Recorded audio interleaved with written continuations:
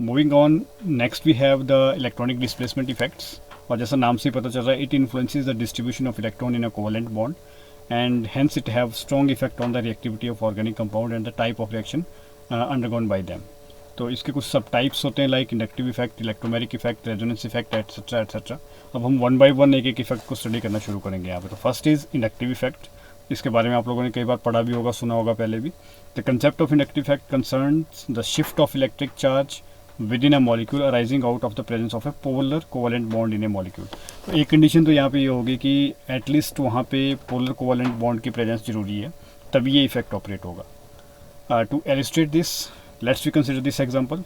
This is representing a carbon chain of 4 carbon atom here, and at carbon 1 substituent chlorine is attached. So we know that the chlorine is electronegative atom and it has the tendency to attract this shared pair of electron towards itself, and as such it develops some negative charge over itself. And the net effect is the adjacent carbon will possess partial positive charge, but owing to this effect, inductive effect, what happens? The positive charge is not felt alone by this carbon 1. It is actually shifted to next carbon also. मतलब कि carbon जब इसने electron यहाँ bonded pair के अपनी तरफ attract किया, तो यहाँ पे पार्शियल पॉजिटिव चार्ज डेवलप हुआ. तो कार्बन कोशिश करता है कि जो पॉजिटिव चार्ज इसको अकेले को बियर ना करना पड़े, साथ वाले को भी थोड़ा सा तंग किया जाए. तो इसमें क्या करता है कि थोड़े से इलेक्ट्रॉन साथ वाली कार्बन से भी अपनी तरफ अट्रैक्ट करेगा, तो ये जो पार्शियल पॉजिटिव चार्ज है कार्बन 2 पे भी आ जाएगा. कार्बन 2 इन टर्न क्या करेगा कि कार्बन 3 से थोड़े से इलेक्ट्रॉन अपनी तरफ अट्रैक्ट करने की कोशिश करेगा, तो पार्शियल पॉजिटिव चार्ज कार्बन 3 पे भी आ जाएगा और 4 तक जाएगा ये. तो जनरली होता क्या है कि ऑलमोस्ट ये कार्बन 4 तक ऑपरेट होता है इफेक्ट, और आफ्टर एवरी कार्बन, जैसे कार्बन 1 पे सबसे ज़्यादा पार्शियल पॉजिटिव चार्ज होगा, पार्शियल पॉजिटिव चार्ज की जो इंटेंसिटी होगी कार्बन 2 पे थोड़ी और कम हो जाएगी, कार्बन 3 पे और कम हो जाएगी, और कार्बन 4 पे जाके बिल्कुल ही कम हो जाती है ये. तो नेट इफेक्ट इज़ कि पार्शियल पॉजिटिव चार्ज सिर्फ कार्बन 1 को नहीं बियर करना पड़ रहा है, बल्कि अपने एडजेसेंट 2-3 कार्बन को भी इसका शेयर दे रहा है. तो इस वजह से सिस्टम में थोड़ी स्टेबिलिटी आती है. So that is why this effect is called inductive effect. अब इन्होंने लिखा है कि the process of electron shift along the chain of atom due to the presence of polar covalent bond in a molecule is known as inductive effect. तो मैंने आपको पहले clear किया कि पोलर कोवेलेंट बॉन्ड का होना जरूरी है, तभी ये जो इफेक्ट है ऑपरेट होगा. अब यहाँ पे कार्बन क्लोरीन बॉन्ड है, पोलर बॉन्ड है. क्लोरीन की टेंडेंसी है पार्शियल नेगेटिव होने की, यानी कि इलेक्ट्रॉन पेयर को अपनी तरफ अट्रैक्ट करने की. कार्बन की टेंडेंसी है पार्शियल पॉजिटिव चार्ज बियर करने की, बट वो अकेले बियर नहीं करेगा, कार्बन 2, 3, 4 तक इसको मूव कर रहा होगा.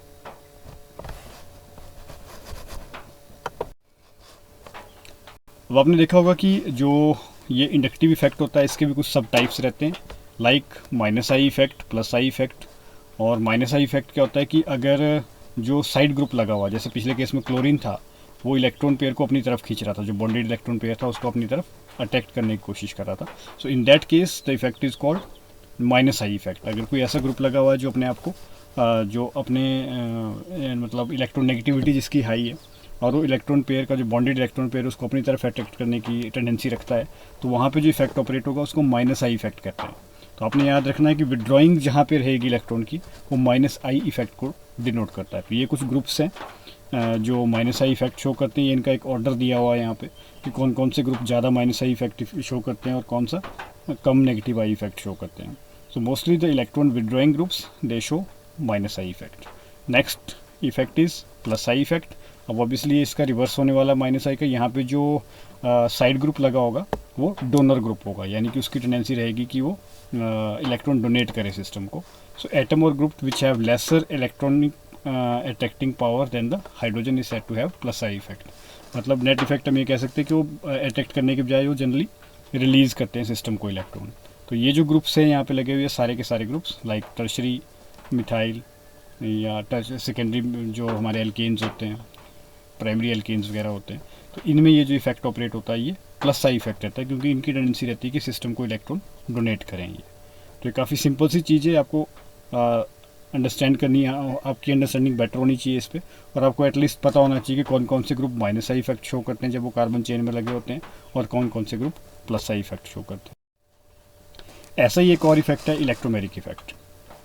It consist of an instantaneous and complete transfer of a shared pair of electron of the multiple bond. अब यहाँ पे कंडीशन क्या है कि ये ऐसे सिस्टम में ऑपरेट होगा जहाँ पे मल्टीपल बॉन्ड होंगे. मल्टीपल बॉन्ड का मतलब है कि डबल या ट्रिपल बॉन्ड जहाँ पे होंगे. And this is due to the requirement of some attacking reagent, यानी कि ये जो रिक्वायरमेंट रहेगी वो किसके हिसाब से डेवलप होती है कि इलेक्ट्रोमेरिक इफेक्ट बेसिकली किस पे डिपेंड कर रहा है। एक तो वहाँ पे प्रेजेंस ऑफ डबल बॉन्ड और ट्रिपल बॉन्ड होनी चाहिए, मल्टीपल बॉन्ड्स होने चाहिए सिस्टम में, और दूसरा इसका नेचर डिपेंड करता है कि अटैकिंग रिएजेंट कौन सा है।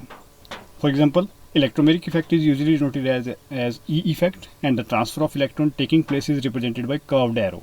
तो ये जो कर्व्ड एरो ये रिप्रेजेंट कर रहा है कि ये जो बॉन्डेड पेयर का जो पाई बॉन्ड यहाँ पे है, इसके इलेक्ट्रॉन बी की तरफ जा रहे हैं। तो नेट इफेक्ट इज कि बी के ऊपर नेगेटिव चार्ज डेवलप हो रहा है, क्योंकि सारे बॉन्ड पेयर इलेक्ट्रॉन बी पे चले गए तो ए के ऊपर पॉजिटिव चार्ज आ जाता है यहाँ पे। तो ये जनरल नोटेशन है इलेक्ट्रोमेरिक इफेक्ट की। अब based on the nature of the attacking reagent, ये इफेक्ट भी दो तरह का होता है, plus E effect and minus E effect. तो plus E effect when the pi electrons are transferred to the atom of the multiple bond which gets bonded to the attacking reagent, the effect is called plus E effect। Simple सी बात आपने ये देखनी कि ये जो definition थोड़ी confusing हो सकती है। यहाँ पे आपने देखना है कि अटैकिंग स्पीशी का नेचर कैसा है। अगर वो इलेक्ट्रॉन डेफिशिएंट सेंटर है, यानी कि इलेक्ट्रोफिलिक सेंटर है जिसके ऊपर पॉजिटिव चार्ज है, तो उसको हम कहेंगे प्लस ई इफेक्ट, क्योंकि नेचुरली क्या होगा कि बॉन्ड पेयर के इलेक्ट्रॉन उस तरफ जाएंगे जहाँ पे इलेक्ट्रोफाइल अपने आप को अटैच करने की कोशिश करेगा यहाँ पे। So the net is it is plus E effect. On the other hand, अगर कोई अटैकिंग रिएजेंट आपके पास ऐसा नेचर का है जिसका जो इलेक्ट्रॉन रिच है, यानी कि वो न्यूक्लियोफिलिक नेचर का है, तो वो ऐसे कार्बन पर अटैक करेगा जहाँ से जो बॉन्डेड पेयर के इलेक्ट्रॉन है अवे जा रहे होंगे। अब आप देख रहे हैं कि यहाँ पे Cn negative electron rich centre है, ये कार्बन के ऊपर अटैक करेगा, क्योंकि कार्बन इलेक्ट्रॉन डेफिशिएंट सेंटर है। ऑब्वियसली जो ये बॉन्डेड पेयर के इलेक्ट्रॉन है ये ऑक्सीजन पे जाएंगे, means they are actually moving away from the site of attack. तो साइट ऑफ अटैक यहाँ पे कार्बन है और जो बॉन्डेड पेयर के इलेक्ट्रॉन है वो उससे अवे मूव कर रहे हैं। So in that case the effect is called minus E effect. तो जनरल नोटेशन क्या है कि अगर इलेक्ट्रोफिलिक अटैक है, कोई पॉजिटिवली चार्ज स्पीशी अटैक कर रही है, तो इफेक्ट को कहते हैं प्लस ई इफेक्ट, और नेगेटिवली चार्ज स्पीशी अगर अटैक कर रही है तो इफेक्ट को कहेंगे minus E effect. So that is all.